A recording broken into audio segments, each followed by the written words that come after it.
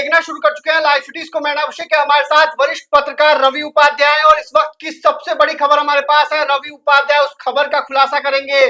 BJP को लेकर खबर है, तरारी विधानसभा उपचुनाव को लेकर खबर है, क्योंकि आपको बता दें कि बिहार में 4 सीटों पर उपचुनाव होना है। ऐसे में तरारी सीट जो सबसे हॉट सीट है उस पर भी उपचुनाव होना है। इसको लेकर वरिष्ठ पत्रकार रवि उपाध्याय बड़ा खुलासा कर रहे हैं। बड़ी खबर क्या है रवि उपाध्याय जी? देखिए, सबसे बड़ी बात है तरारी में जो उपचुनाव होना है विधानसभा का, वह इसलिए होना है क्योंकि तरारी जो है सो आरा लोकसभा क्षेत्र में आता है और आरा से इस बार सीपीआई एमएल के सुदामा प्रसाद विजयी हुए हैं, जो कि सिटिंग एमएलए हैं तरारी से। तो इसके कारण वहां पर उपचुनाव हो रहा है। तो अब रही बात कि वहां से भारतीय जनता पार्टी ने बड़ा स्ट्राइक किया है, और वह स्ट्राइक है निश्चित रूप से राष्ट्रीय लोक जनशक्ति पार्टी, जो पशुपति कुमार पारस की पार्टी है, उसके वो वरिष्ठ नेता हैं, पूर्व विधायक हैं और पार्टी में वो राष्ट्रीय उपाध्यक्ष भी हैं। उनके जो है उनको जो है सो भारतीय जनता पार्टी में शामिल किया जा रहा है। तो ये एक चाचा पशुपति कुमार पारस के लिए एक बड़ा झटका, बड़ा जोल्ट है।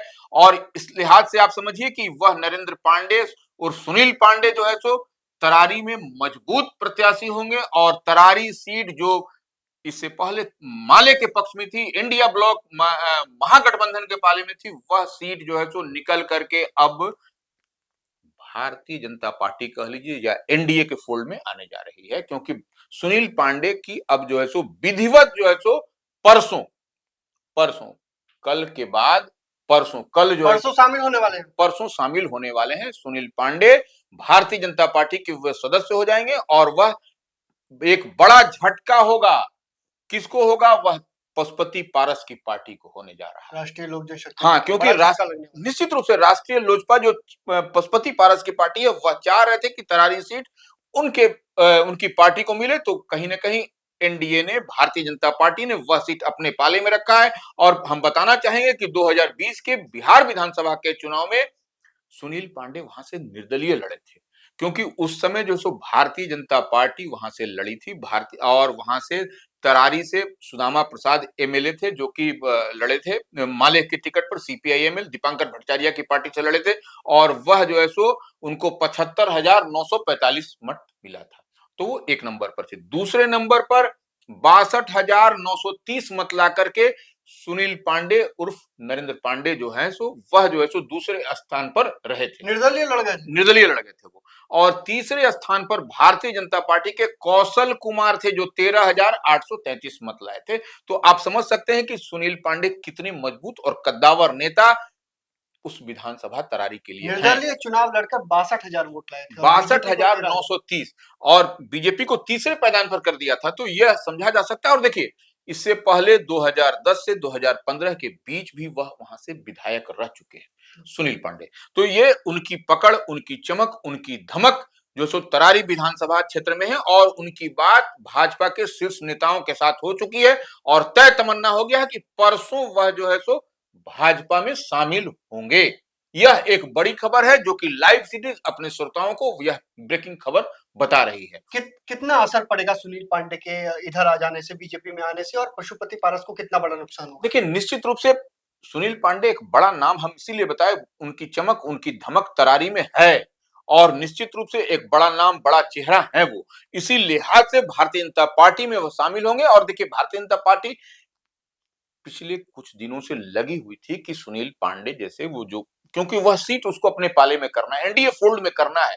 तो इस लिहाज से वहां पर वही दमदार और मजबूत कैंडिडेट उम्मीदवार हो सकते हैं। सुनील पांडे ही वहां पर से वह सीट निकाल सकते हैं, इस बात को तय है। क्योंकि सुदामा प्रसाद जो है सो जब खाली किए उस सीट को, तो आप देख सकते हैं कि पिछले चुनाव में भी, 2020 के विधानसभा चुनाव में भी सुनील पांडे ने कड़ी टक्कर दी थी। तो कितना का मार्जिन था जीत हार का, आप जानते हैं कि वहां पर सुदामा प्रसाद और नरेंद्र पांडे में, सुनील पांडे के बीच में जो लड़ाई हुई थी 2020 के विधानसभा चुनाव में, तो एक मात्र 11,000 वोट यही न था। हाँ, 11,000 वोट से 11,000 वोट जो विन का मार्जिन था। इनका देखिए, नरेंद्र पांडे का था, सुनील पांडे का था, निर्दलीय लड़के 62,930, और वह जो है सो सुदामा प्रसाद जो है सो सीपीआई एमएल के उम्मीदवार होकर 75,945 वोट। तो वो 11,000 समथिंग का मार्जिन था। तो यह समझा जा सकता है कि भारतीय जनता पार्टी पूरी तरह से एकदम इनको अपने फोल्ड में करने की तैयारी में थी, और निश्चित रूप से यह एक बड़ी खबर है। और ये बड़ी खबर इस लिहाज से है कि सुनील पांडे अब जाएंगे तो वहां से अब जो है सो जो एनडीए के उम्मीदवार होंगे तो उनकी सीट जो है सो सुनिश्चित होगी, और वह जीतते हुए वहां से आपको तरारी से इस बार दिखाई पड़ेंगे। तो यह एक बड़ी खबर है, क्योंकि यह एनडीए के पाले में यह सीट तरारी की जाएगी। देखिए 4 सीट पर उपचुनाव होने हैं। अब जैसे कि रामगढ़ जो बक्सर लोकसभा क्षेत्र में आता है, वहां पर एक उपचुनाव होगा। एक इमामगंज जीतन राम मांझी की सीट है, यहाँ से वो जीतन राम मांझी हिंदुस्तानी अवाम मोर्चा के राष्ट्रीय अध्यक्ष हैं, सर्वे सर्मा हैं, वह केंद्रीय मंत्री बने हैं नरेंद्र मोदी गवर्नमेंट में, तो एक वहां से उनके लिए भी सीट खाली हुई इमामगंज वाला। बेलागंज सुरेंद्र यादव जो जहानाबाद से जीते हैं, सांसद हैं, वो जीते हैं आरजेडी से, वह भी एक सीट खाली होगी। और चौथी सीट हम आपको बता रहे हैं वही सुदामा प्रसाद जो जीते हैं तरारी वाली। तो ये 4 जो है सो विधानसभा उपचुनाव होने हैं, इमामगंज, रामगढ़, तरारी और बेला। तो ये जो है सो आपको 4 सीट पर, अभी तक इसका नोटिफिकेशन हालांकि नहीं हुआ है, लेकिन तैयारी जो है सो कहीं ना कहीं। और दिलीप जायसवाल, तैयारी बीजेपी की थी। निश्चित रूप से दिलीप जायसवाल नए अध्यक्ष बने हैं भारतीय जनता पार्टी के, वह एक एक सीट पर बारीकी के साथ वर्क कर रहे हैं।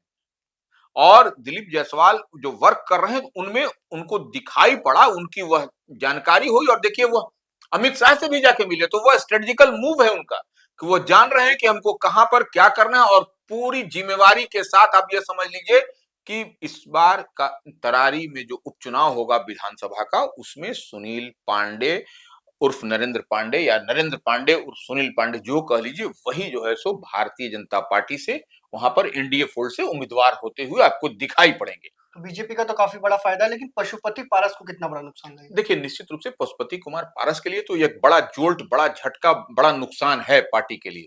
और क्योंकि देखा जा रहा है जिस तरह से लोकसभा के चुनाव में भी पशुपति कुमार पारस की जो पार्टी है राष्ट्रीय लोजपा, उनको कोई उम्मीदवार, कोई सीट नहीं मिला, वो एकदम जीरो पर बोल्ड हो गई उनकी पार्टी। और इस बार भी तरारी के लिए वह पशुपति कुमार पारस स्वयं लगे हुए थे कि तरारी की सीट मिल जाए, और वह, लेकिन उनकी पार्टी को राष्ट्रीय लोजपा जो उनकी पार्टी है पशुपति कुमार पारस की, उनको नहीं मिला। और यह भारतीय जनता पार्टी में यह जो है सो जिताऊ पहलवान जो सुनील पांडे हैं, वह जो है सो शामिल होने जा रहे हैं। यह पुष्ट खबर है और यह बड़ी खबर है, यह इस लिहाज से हम आपको बता रहे हैं। तो ये बड़ी खबर है। सुनील पांडे जो राष्ट्रीय लोक जनशक्ति पार्टी के बड़े नेता थे, पशुपति पारस गुट के बड़े नेता थे, वो अब बीजेपी में शामिल होंगे। परसों वो बीजेपी में शामिल होंगे। बड़ी खबर है ये। आपको पता है कि बिहार विधानसभा की 4 सीटों पर उपचुनाव होना है, और ये चारों सीट तरारी, बेलागंज, रामगढ़ और इमामगंज सीट है। इन चारों सीटों पर उपचुनाव होना है। ऐसे में तरारी में बीजेपी ने मास्टर स्ट्रोक खेला है। जो पूर्व विधायक हैं सुनील पांडे, वो अब बीजेपी में शामिल होंगे। तो कहा जा रहा है कि बीजेपी से वही लड़ेंगे। देखिए निश्चित रूप से, देखिए बीजेपी से नहीं लड़ने तो उनको शामिल ही इसी लिहाज से कराया जा रहा है कि तरारी सीट पर सुनील पांडे उम्मीदवार होंगे। और जिताऊ, देखिए जिताऊ पहलवान को ही लोग उस पर सब कुछ दाव पेंच लगाता है, तो निश्चित रूप से जिताऊ पहलवान सुनील पांडे है, तो दूसरे पर दाव लगाने की बात कहां है?